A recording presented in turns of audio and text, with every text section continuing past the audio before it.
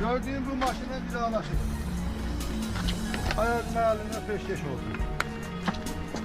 Ama eləməsəz yaxşı olardı çünkü. Ha, önce bu başka çıkış yolu yok. Bu maşının yanmalı. Yani sizin neyinizle bu kadar bezipsiz? Ha, onun sürdüğü hemen. Bu maşın Bayramın Bəxtiyar Məmmədoğlu'na ait maşındır, şəxsi maşındır. Özünün birinci qrup Qarabağ əliyyə. Bu maşınla ailəmi, dolancılığını təmin edirəm.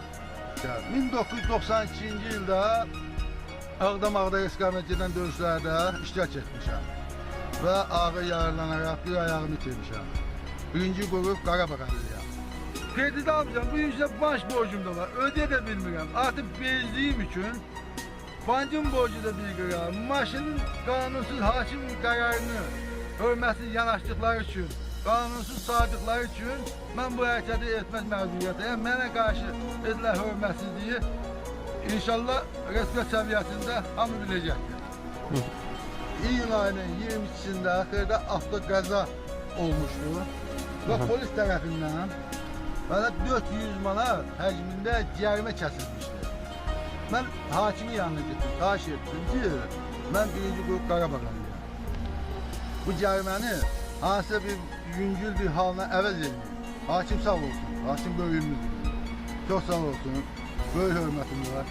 Benim 22 iyunda olan maşın əməliyyatında avtoqəzanı 8 noyabr 2016-cı ildə yüngül işlə əvəz elədi.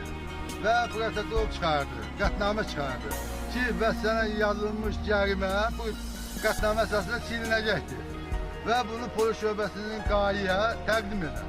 Mən də getdim ora. Orada hakimin qətnaməsini müzakirə elədilər və bu cəriməni silmədilər. 8 ay polis şöbəsində qaldım. Ayaz Məmmədov mənə bu işdə köməklik göstərmədi.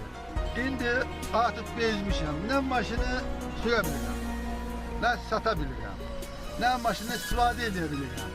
Özümdə qalmışam pis vəziyyətdə. Həqiqətən də əslində qalsa bu görüntülər yaşanmalı değildi. Yani bir Qarabağ qazisinin bugünkü bizim bu...